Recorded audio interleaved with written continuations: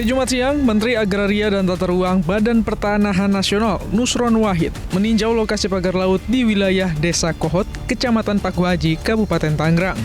Kunjungan Menteri ATR ini untuk melihat langsung titik yang terdapat hak guna bangunan, baik perusahaan maupun perorangan. Menteri Nusron ditemani Kepala Desa Kohot, Arsin, dalam peninjauan kali ini. Nah, tata caranya proses menuju pembatalan itu dimulai dari ngecek dokumen yuridis. Kalau ngecek dokumen yuridis bisa kami lakukan di kantor. Di balai desa juga bisa, di mana bisa ambil ngecek begitu. Yang nomor 2, ngecek prosedur. Itu bisa kita lakukan dengan cara ngelihat di komputer. Prosesnya udah benar apa belum. Nah, tapi karena ini menyangkut pembatalan, ada langkah selanjutnya terakhir adalah ngecek fisik materialnya kayak apa. Nah, tadi kita sudah datang ke sana. Ya kan, sampai ke ujung tadi saya sampaikan, itu tempat terbitnya sertifikat SHGB. Saat meninjau lokasi, Menteri ATR BPN mengaku sempat berdebat dengan Kepala Desa Kohot terkait status tanah. Bahkan, Kades sempat ngotot bahwa lahan yang ada sertifikatnya dulunya merupakan empang, sehingga aslinya memang ada sertifikatnya. Namun karena secara fisik tanahnya sudah tidak ada, Menteri Nusron menyatakan bahwa lokasi itu, kalaupun benar dulunya adalah empang, tetap disebut tanah musnah. Tadi di sono saya berdebat sama Pak Lurah. Pak Lurah ngotot bahwa itu dulunya empang. Mau Pak Lurah itu bilang empang, mau Pak Lurah bilang apa. Yang jelas secara faktual, material tadi kita lihat sama-sama, fisiknya udah nggak ada tanahnya. Betul kan? Betul. Nah, udah nggak ada tanahnya. Karena udah nggak ada tanahnya, saya nggak mau debat soal masalah garis pantai apa nggak mau itu dulu. Itu toh kalau dulunya empang, kalau yang di sono tadi karena udah nggak ada fisiknya, maka itu masuk kategori tanah musnah. Ya, kalau masuk kategori tanah musnah, otomatis hak apapun di situ hilang. Hak milik juga hilang, hak guna bangunan juga hilang. Kenapa? Barangnya udah nggak ada, gimana ada haknya? Lalu, apa itu tanah musnah? Dalam konteks hukum di Indonesia, tanah musnah biasanya merujuk pada tanah yang hilang atau tidak lagi dapat digunakan karena perubahan fisik, seperti terkena abrasi, longsor, atau bencana alam lainnya. Pengaturan mengenai tanah musnah diatur dalam beberapa aturan, di antaranya dalam Undang-Undang Nomor 5 Tahun 1960 tentang Peraturan Dasar Pokok-Pokok Agraria atau UUPA. Pada pasal 27 disebutkan, hak atas tanah hapus karena tanahnya musnah. Pasal ini menyebutkan bahwa jika tanah tersebut musnah, maka hak atas tanah juga hilang.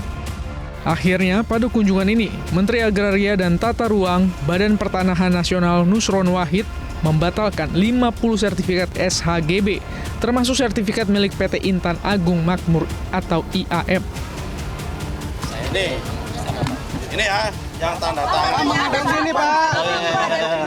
Ini ya, yang tanda tangan namanya Pak Yayat, Kepala Kantor Tangerang. Yang memutuskan nanti Pak Sudaryanto. Nah, ini Kakanwil, karena kalau pembatalan sertifikat itu, ya kan? Bapak agak kesana dikit boleh? Dengerin dulu. Kalau pembatalan sertifikat itu, yang membatalkan harus yang lebih di atas, setingkat lebih di atas. Oke? Siap. Bismillahirrahmanirrahim. Mulai. Kepala kantor ya. Nah, nanti ini hanya proses. Nanti simbolis ya. Nanti selebihnya ini. Oke, terus. Oke, bismillah. Oke, makasih Pak. Oke, makasih. Oke, yuk, makasih semua Pak. Lurah ya. Siap. Makasih. Ayo Pak. Ayo Pak, makasih Pak. Ayo, makasih semua. Makasih semuanya. Pak Lurah, Makasih. Yang menarik dari peninjauan Menteri ATR ini, Kepala Desa Kohot selalu dikawal orang. Bahkan pengawalan Kades tampak seperti pengawalan Presiden oleh Pas Pampres.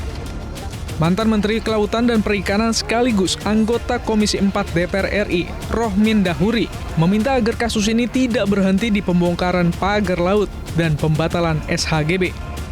Harus ada proses penegakan hukum yang tegas. Dan kami Komisi 4 itu tidak ingin kasus ini hanya berhenti pada pembongkaran pagar laut, kemudian Pak Nusron Wahid sudah sangat baik, sudah heroik ya, membatalkan 263 AGB dan SAN. Tidak boleh stop sampai situ. Kenapa? Kalau stop sampai situ, maka negara kita akan terus begini, miskin, negara menang ke bawah, ya, rakyatnya banyak yang lapar, stunting, dan seterusnya. Kalau rules of law tidak ditegakkan negara ini, udahlah kita nggak mungkin mencapai Indonesia Emas 2045. Lalu, apakah ada potensi tindak pidana dalam penerbitan SHGB di wilayah Tangerang ini? Mantan Kabar Reskrim Polri, Susno Duaji menyebut, kasus ini sudah terang benderang sehingga aparat penegak hukum seharusnya dapat cepat mengusut kasus ini, mulai dugaan tindak pidana pemalsuan hingga tindak pidana korupsi. Patokan kepada pembatalan yang dilakukan oleh Kementerian ATR BPN, entah satu sertifikat, syukur kalau semuanya itu sudah bisa dijadikan sebagai salah satu alat bukti bahwa telah terjadi tindak pidana pemalsuan. Kalau pemalsuan itu diikuti dengan tindak pidana suap, maka itu menjadi tindak pidana korupsi. Sekarang siapa pelakunya? Ya pelakunya jelas itu mulai dari si lurah itu tadi, lurah ngotot itu tadi, lurah mana itu Kohot. Nah, lurah Kohot dia udah ngaku pasti dia ngeluarin dokumen itu. Kemudian siapa lagi? Usut saja siapa yang nerima. Namun, sejak awal aparat hukum baik Polri maupun Kejaksaan Agung tampak tidak melibatkan diri dalam kasus ini. Bahkan di kalangan kabinet juga terjadi ketidakkompakan. Apakah kasus ini akan dituntaskan?